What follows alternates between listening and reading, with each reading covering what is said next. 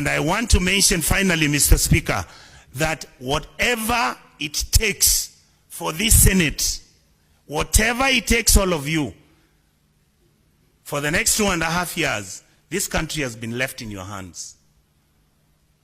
Make sure the leadership listens to what the Kenyan public is saying. Especially, I had somebody trying to dismiss the role of the young people.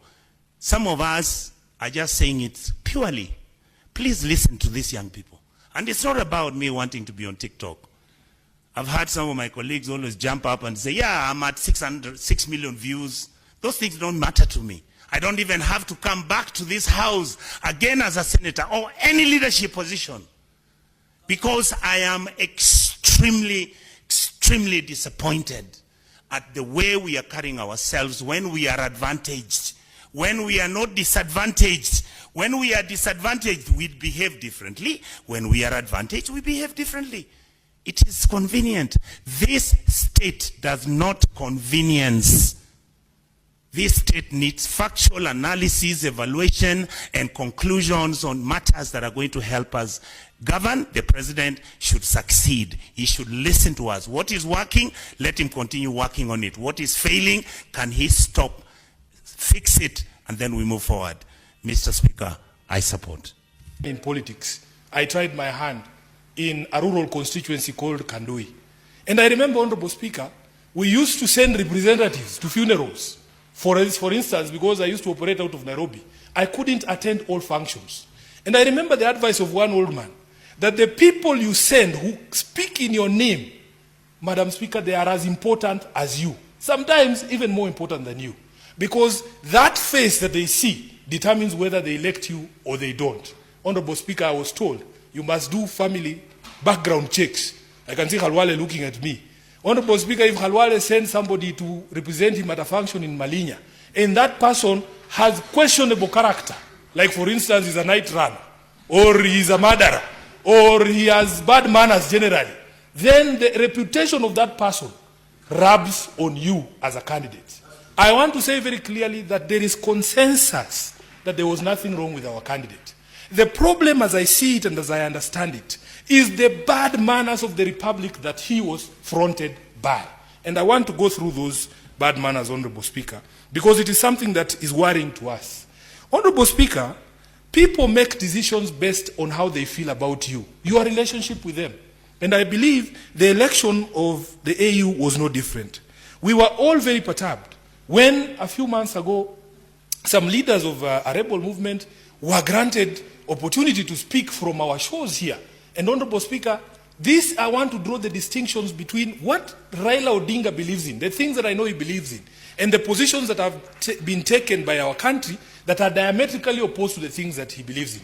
Raila Odinga is a Democrat. He would never support the appending of power other than by means of democratic processes. He would never support a situation where you have people who are threatening peace and stability in a neighboring country, and then you grant them, a stage for them to be able to perpetuate this division in their own homes. So therefore, Honorable Speaker, you have this Pan-Africanist who believes in democracy, who believes in the democratically elected government in the DRC, and then you have your own country, the sponsoring country, allowing rebel movements to have a stage in our own republic to say things and undermine democratically elected governments back home.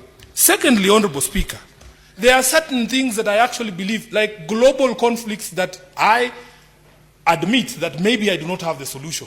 But Honorable Speaker, when your country takes a position on that, you instantly make enemies and friends. And the clearest example to me is the conflict in the Middle East. This is one of the most complex global conflicts, Honorable Speaker. And many people have gotten to a place where we feel that even the proposed solutions that used to appear like they could work, as days go by and the events in the Middle East continue to unfold, we start to feel like maybe there is no solution to these problems. Honorable Raila Odinga is my party leader.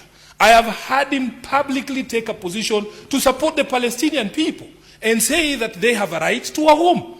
Honorable Speaker, that is the position of the candidate. But what is the position of the sponsoring country? Honorable Speaker, when the sponsoring country takes up an opposite position to the candidate, then it presents a problem. So these conflicts between the position of the candidate and the position taken by government, I believe, contributed to the situation that we are right now. Honorable Speaker, of course, all of us know that once conflict erupted in the DRC, there are certain notions, especially from countries and players in that particular country, that Kenya's position was not a position that was advancing the security and peace of the DRC. Honorable Speaker, we have a very strong voting bloc, the Southern African Development Community. You know the position that they took at the AU. One of the biggest countries and most influential countries in that particular bloc is South Africa. South Africa lost 13 soldiers out of that eruption of violence in eastern DRC just a few weeks ago. The feeling that I have seen amongst many of these people is that that conflict and that emergence of violence was mishandled by the regions, and especially by Kenya. Honorable Speaker, the evidence is in the fact that when our head of state called for a regional summit to discuss that conflict, in fact, the DRC refused to attend.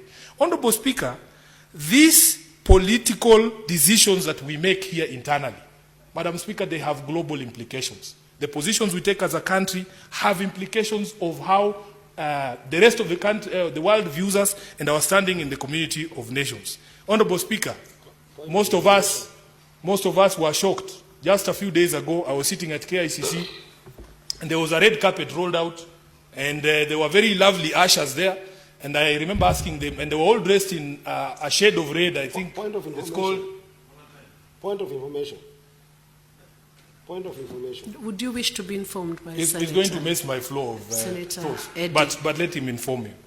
Senator Eddie, do not mess the flow of thought from the Honourable Senator's submission. Madam Speaker, this is one of my favorite leaders in the minority side, so I wouldn't want to sometimes interfere with this point of information. But I think I've listened to him using the word position of country interchangeably. Leader is that there is no country's foreign policy decision and written to those effects of those insights that you have shared. So I just wanted to make that distinction that position of country is different from position of individuals.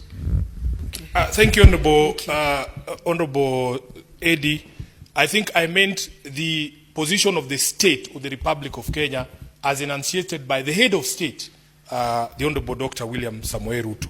And Honorable Speaker, when countries deal with you, the position is articulated by the head of state. I mean, if you tell the people of Djibouti to tell you what the position of Kenya is on an issue, they will most likely go with the position that has been enunciated by the head of state. Honorable Speaker, I was on the question of the presence of the RSF